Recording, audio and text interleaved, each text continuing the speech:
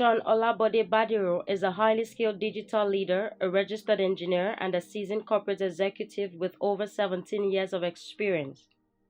He combines a deep technical expertise with refined business acumen and exceptional management skills to help organizations achieve targeted results that are aligned with their strategic goals. Sean holds a master's degree in business administration and a Bachelor of Science degree in mechanical engineering from Olabisi University and Lagos State University, respectively. He has also pursued further professional development through programs such as strategic leadership and management offered by the University of Illinois, USA, intellectual property law by the University of Pennsylvania, USA, and American contract law by the prestigious Yale University, USA. In addition to his academic achievements, Sean has obtained certificates in various specializations, including Scrum, Agile Project Management, Digital Marketing, Multimedia Production, User Experience Design, Business Analysis, Cybersecurity, Network Administration, Cloud Administration, and Human Resource Management.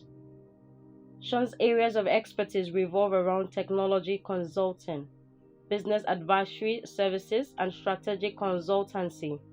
He has served as a technology consultant for several organizations, providing valuable insights and recommendations to drive business success. Sean is an esteemed member of the Human Resource Management community, where he holds the position of chairman for the Ogun State branch of the Chartered Institute of Personnel Management of Nigeria. He also represents the branch on the Institute's Governing Council, contributing to the advancement of the HR profession through his leadership and expertise. I present to you Sean Badiru.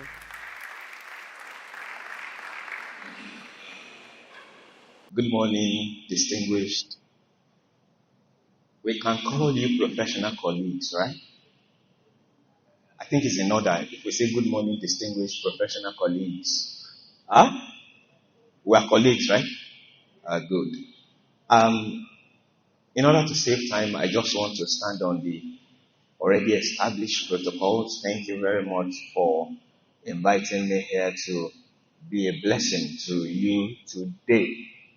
Please, can the slides go up? We have so much to discuss in so little time, and without much ado, we want to move straight into the business of the day.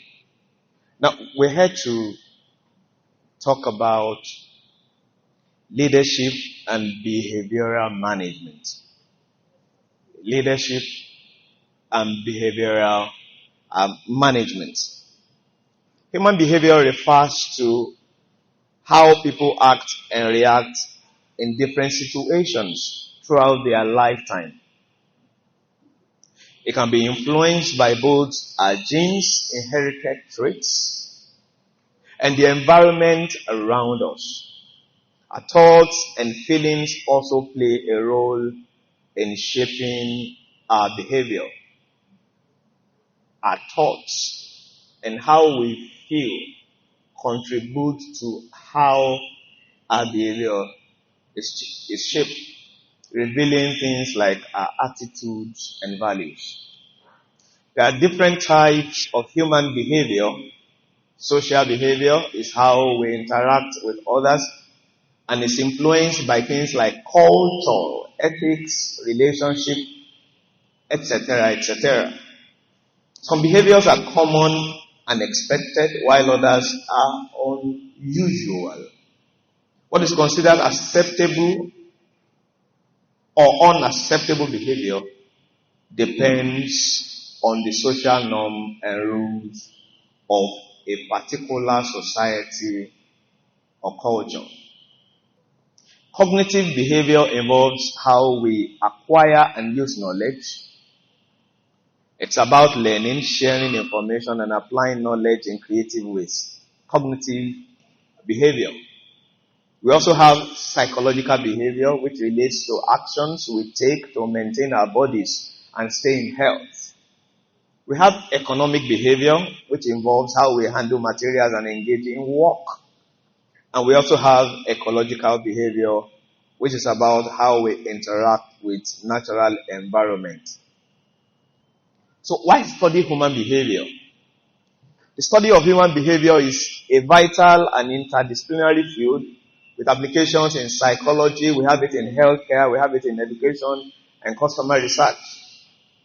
In psychology, studying human behavior is crucial for understanding mental processes, economic motivations, and interpersonal relationships. That's in psychology. In healthcare, we use it to understand human behavior. We use this study to comprehend patients' compliance with treatments, health-seeking behaviors, and lifestyle choices. In education, studying human behaviors aids educators in creating effective learning environments.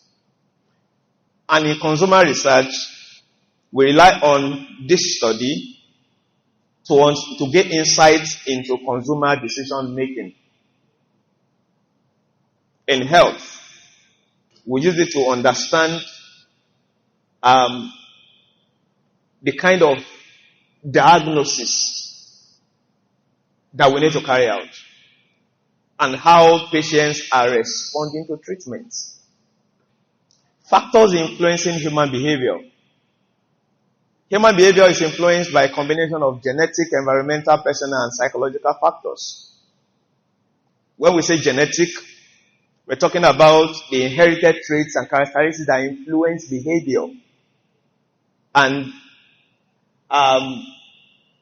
they are double-phased. The first phase, we're talking about inherited traits. Genetic factors can influence behavior through inherited traits such as intelligence, temperaments, and predisposition to certain behaviors. For example, individuals with genetic predisposition to risk-taking behavior may be more likely to engage in adventurous activities. Personality traits. Genetic factors can contribute to the development of personality traits such as extraversion or introversion. These traits can influence how individuals interact with others and participate in social situations. How many of us have taken Myers-Briggs test?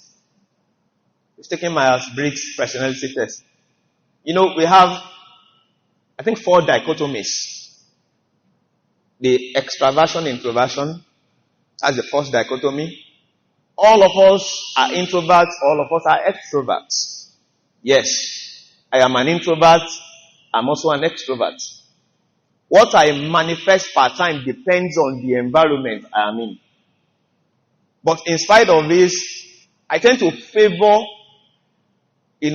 one aspect of this divide than the other. I tend to favor one aspect of this divide than the other. Some of us, we manifest 60-40 on the scale. Some of us, 90-10. There is nobody that is 100% extrovert and 0% introvert. So, what you manifest part-time depends on your personality traits. At the second dichotomy, we have those that are extremely intuitive and those that are sensors. Intuitive people work with their sixth sense, while, sensors work with their 5 senses. So intuitive people they are people that build imaginary castles, creatives. While we have sensors who work with their 5 senses like auditors, accountants, who pick details using their 5 senses. At the third dichotomy, we have the thinkers and feelers. Thinkers are go-getters. They can step on your toes to achieve goals. Eye on the ball. They apologize later. Whereas feelers, they are people who are people.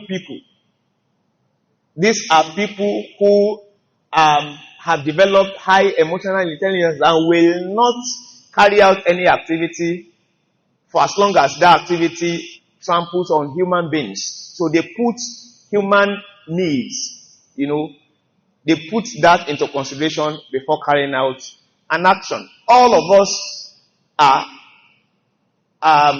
we are thinkers and we are feelers. But we tend to manifest some, an aspect of this divide than the other. And the last dichotomy, we have judgers and perceivers.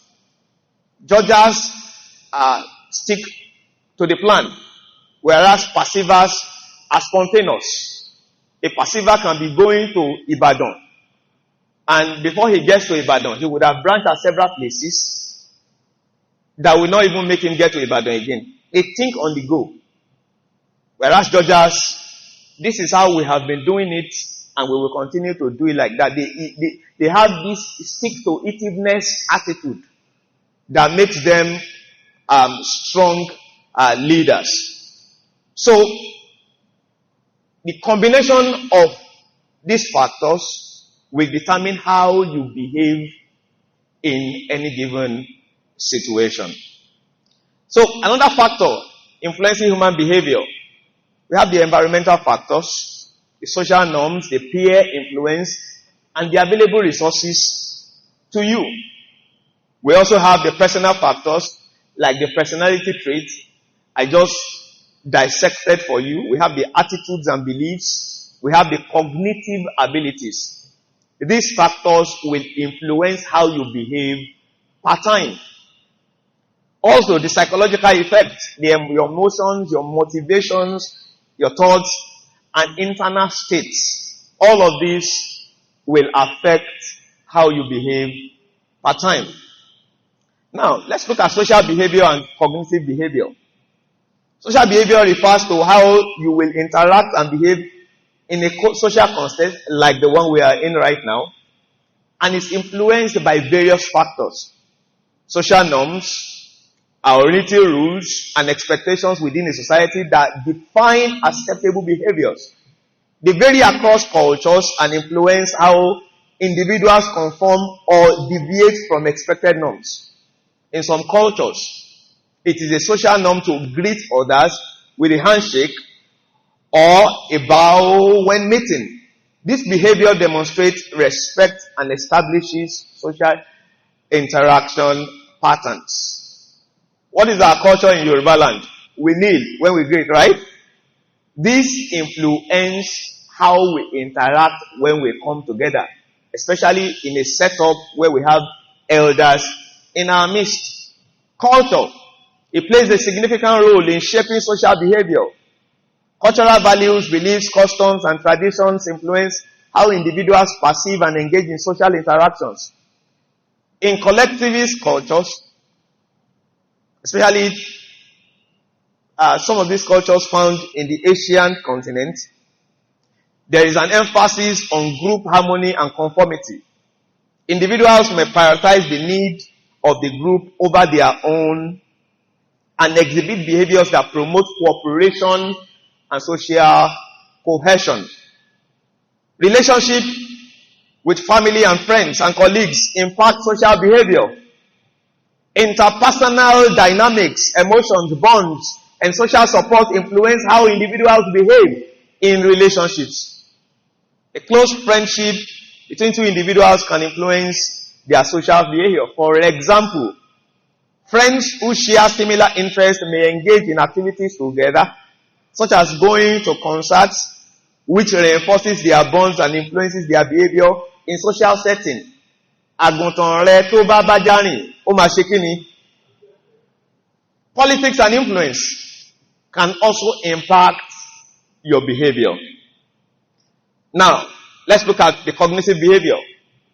Cognitive behavior involves mental processes, thoughts, emotions, and decision making.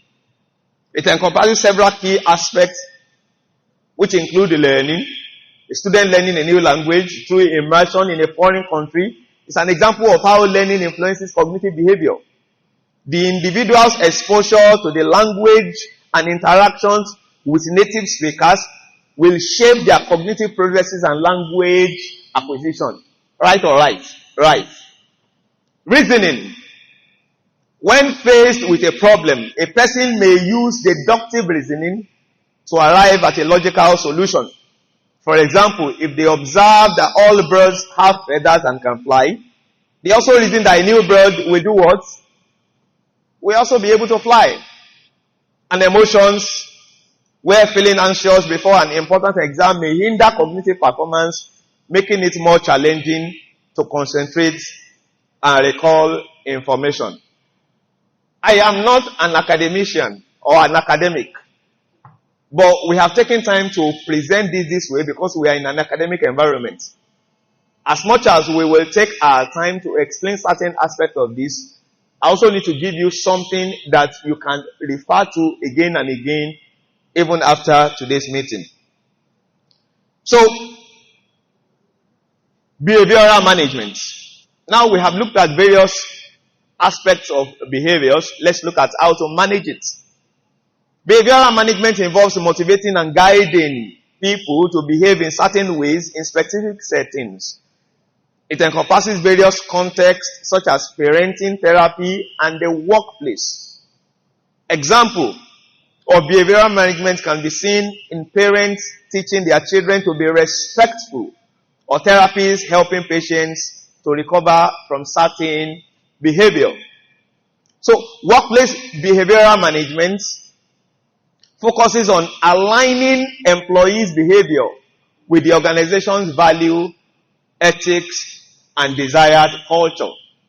So, in a formal setup, when we are talking about behavioral management, we are talking about how to align what you do, your behavior in the workplace, to the culture of that organization, the values, the ethics that we hold dearly in that organization. And the benefits of managing behaviors in a formal setting like this, it leads to long-term success, high morale among team members, and the establishment of trust and mutual acceptance within our team. Dealing with negative behavior. Now, it is important to walk the talk. As a leader, you must lead by example and consistently display the desired behavior you expect from others. If you expect punctuality in your team members, you should also model punctuality yourself. Whatever behavior you expect from team members as a team lead, you be the one to model this. I will delve more into this when I get to an aspect that I call leading yourself. Challenging the offenders. Addressing negative behaviors requires engaging in a one-to-one conversation with the person. Stop rebuking people openly. It doesn't help. You want to correct people, it's when others are there. There are other factors that will trigger ego in that person, and the desired behavior you want to elicit from that person, you won't get it. Because the way at which you have handled this issue is not proper. Coaching for behavioral change. Managers should adopt a coaching approach to help individuals recognize and modify their negative behavior. Now, you need to set behavioral goals. Ìlú tí ò lófin, kò sí kíni o, kò sẹ́ṣẹ̀. Positive vision. When setting behavioral goals, it's essential to focus on a positive vision of the best possible future state. This approach inspires team members to encourage them to strive for improvement. So, instead of focusing on eliminating tardiness, lateness, a positive vision could be to establish a workplace culture where everyone arrives promptly, respects each other's time, and values punctuality. Establish the culture. You know, in Nigeria, we set rules to punish offenders. We don't set rules to make things work. We set rules, we are reactionary in nature. Rather than setting rules that will punish offenders, set rules that will motivate them to arrive early. You could bring in, some incentives. Do we understand what I'm saying? That one helps to shape the behavior rather than creating the problems and expect everybody to fall into it so that you can punish them. Everybody will fall into the error because you didn't do it properly. So be a motivator and not somebody that sets rules just to catch offenders after they fail. Worded wisely, phrasing goals positively can prevent defensiveness and resistance. So instead of emphasizing what not to do, your goals should highlight the desired behaviors and actions to be taken. For example, stop procrastinating is one way of presenting a goal, right? But a more positive one could be develop proactive time management habits to improve productivity and meet deadlines consistently. That could be a better way of crafting the goal. So, the goal that you set to manage behaviors, please craft it properly and let it be motivating. Specific targets. Behavioral goals should address specific aspects of behavior, identifying the actions required to achieve the desired outcome. Setting a specific target could involve defining the expected behavior, such as engage in active listening during team meetings by maintaining eye contact and asking clarifying questions and summarizing key points. I've set a target. What is target? Engage in active listening during team meetings by maintaining eye contact and asking clarifying questions and summarizing key points. So, the last on setting behavioral goals, recognize that behavioral change is a process. Goals should be set with realistic timelines. For example, allowing several weeks or months to establish a new behavior and regularly evaluating progress along the way. Don't wait for people to fail before you score. Their performance management is to help people perform and not to clamp down on them and punish them when they don't perform. Performance management is to do what? Is to help people perform. Or in Nigeria, God have mercy on us. So, whatever it is you are doing, please ensure that your goals are set with realistic timelines and it allows for continuous improvement. Now, after you have set goals, you measure progress and feedback. Measuring behaviors can be challenging compared to quantifiable outcomes. However, it can be assessed by observing employees' actions and their impact on others and the overall work environment. For example, measuring the improvement in communication skills might require feedback from colleagues and supervisors. So, please, let's put in place realistic measures to measure what we expect. Observing actions and impacts on others. You should observe others' behavior in real-life situations and evaluate how it affects team dynamics, productivity, and customer satisfaction. Observing a team member's interaction with their team members, clients, or customers to assess how their behaviors align with the desired goals and the impact it has on others. These are the ways to measure progress and receive feedback on your expectations on behaviors.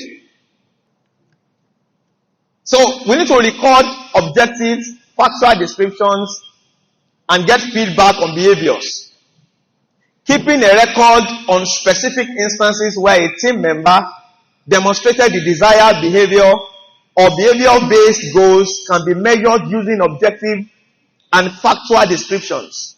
For example, noting instances when a team member effectively resolved the customer's complaint by actively listening, empathizing, and providing a satisfactory solution. So these are ways, you've set the goal, right? We've talked about the goal setting. But after setting the goals, you need to see how this individual, it could be your team member, it could even be in your household, is performing. You need to measure how this person is doing and, follow up with feedback. So what I just discussed with us now are various ways you can measure progress and get feedback. I'm going to skip issues around organizational behavior management. I want to jump to leading self. Leading yourself becomes important because before you attempt leading others, it's important you lead yourself. You cannot effectively lead others and effect behavioral change if you yourself have not learned how to lead yourself, how to manage yourself. It's going to be difficult to lead others. So, let's look at why prioritize self-leadership. Number one, for self-awareness. Understanding your own strengths, weaknesses, values, and motivations allows you to make conscious choices and align your actions with your goals. It enables you to recognize your biases, manage your emotions, and make more informed decisions, which in turn enhances your ability to lead others effectively. Without self-awareness, you are likely to be unaware of your biases. And what this will do is that, during interactions and during judgment, your biases will set in and your judgment will be clouded. If you have not discovered your biases, you have not understood yourself properly, you will take it to a matter that you are judging. And the biases will show. So you won't be objective. So please understand yourself. Number two, why do you need to understand yourself? Do you need to lead yourself? For personal integrity. To lead others successfully, you need to first live in alignment with your own principles and values. You need to demonstrate integrity, honesty, and ethical behavior in all aspects of your life. By leading with personal integrity, you set an example for others to follow and establish trust, which is fundamental component of effective leadership. If you lack integrity, you will lose respect from others and create a negative work environment where you work. So without trust, it becomes challenging to influence and inspire others, hindering effective leadership. Jack your neighbor and say, guy. Jack hand, say, guy. I hope you are living with integrity. Because without integrity, your yeye will show. For emotional intelligence, you need to lead yourself. Without emotional intelligence, you will lack the qualitative conflict resolution skills. You can't manage people. You can't manage their behaviors. You need to work on your emotional intelligence. It's something you can develop. And for role modeling, if you don't discipline yourself and tame your excesses, you will habitually exhibit behaviors inconsistent with your desired values and qualities. And this can create confusion and inconsistency with the team you are leading. You also need to do this for personal growth. You need to build confidence and enhance resilience and adaptability. Now, as I conclude, how should you effectively lead yourself? Number one, set clear goals. Define your short-term and long-term goals. Identify what you want to achieve personally and professionally. Ensure your goals are specific. You know SMART goals, right? Yeah, specific, measurable. What else? What's A? Attainable. What's R? Relevant, some say realistic. And what's T? Time bound. Set that goal. And example of short-term goals, maybe after now, you want to obtain a job in a reputable, company. That could be your short-term goals. And your long-term goals could be that you want to lead a team in that organization. Number 2, develop self-awareness. Cultivate self-awareness by regularly reflecting on your own strengths. I've carried out severally and I update it regularly. A SWOT of myself. What does SWOT stand for? Strengths, weaknesses, opportunities, and threats. Yes, do it for yourself personally. Draw out what makes you tick. Draw out where you are weak, the opportunities available to you, and the threats combating you. Draw them out and do an analysis of all this. For example, on strength, if you excel in problem solving and have strong analytical skills, recognize that you do. Carry out skills assessment tests and ask others for their honest assessment about you.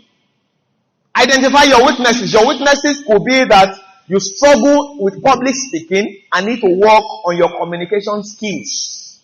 If you don't do this, you won't be able to lead and manage anybody's behavior, because even you yourself, you need manager. You need management. On values. Your values which guide your decision making could be integrity and teamwork.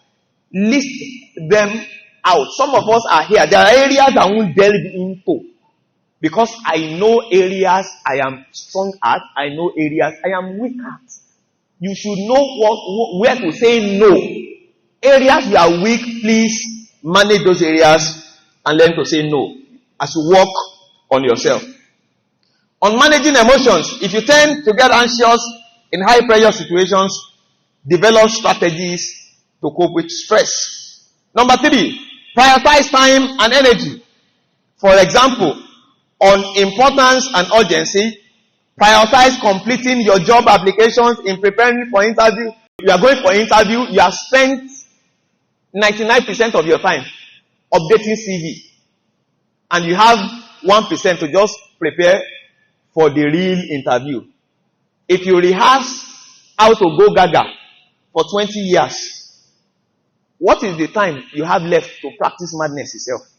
So focus on prioritizing. Is it prioritizing or prioritizing? Whatever you call it, just prioritize. Do you know this graph? What is urgent? What is important? Do you understand? And what is not urgent and what is not important? Some of us spend too much time chatting nonsense on our phones, watching Paoma and Macaroni on Instagram. I don't watch those things. Of course, I play games sometimes. Yes, I play games. But I just play games just to, if I feel I've concentrated too much, I just need a bit of distraction. I just do that. I drop it. But that is some of us domain. We minor in the major too much, and that's why we are not growing. That's why we are not growing. Continuously learn and grow. Read books, attend workshops, take online courses. We have Coursera there, we have Udemy, and mentoring and coaching classes. Go for them. Embrace challenges. Embrace challenges. Take up challenges. Even if you don't know how to. When you dive into the sea, on your way down, before you sink, you will figure out how to stay afloat. Do we understand? Stop saying I can't. Tell your neighbor, stop saying I can't. You can do, the Holy Book says you can do all things through Christ that strengthens you, right? Apologies to our Muslim brothers here. But if I know where that one, I know something around that will also be written in the Quran. You can do all things. You can't do all things. There is no impossibility in your dictionary. You can achieve anything you lay your hand on. Practice self-reflection. Reflect on your progress. Regularly evaluate your performance in internships, projects, or part-time jobs that you are taking. Identify areas of improvement and track your development. You need to do all this because until you are able to effectively lead yourself, you cannot achieve nothing in others. Cultivate resilience. Cultivate resilience. Embrace failures as learning experience. Seek guidance during challenges. Have mentors that you go to. Be accountable to somebody. Be accountable. Take ownership and accountability. Acknowledge your mistakes. Seek feedback and learn from your failures. I'm going to stop here with the hope that you have taken in the lesson that I'm here to pass across. I know this is about, the topic I'm giving is about leading others and, managing their behavior. But in order to succeed in this, the point I want you to take home is let it start from you leading yourself and managing your own behaviors. And the points I have dished out today are targeted at helping you, first of all, going back home, locking your door, and carrying out a honest assessment of yourself and look at areas where you need improvement. All of us in this room, everybody you see in the front line here, we have done this.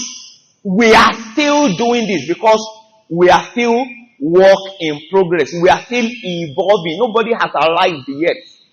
So my challenge to you today is that you join us at this side of the table in developing yourself, working on yourself, and the sky will be your starting point and not your limit. Thank you very much.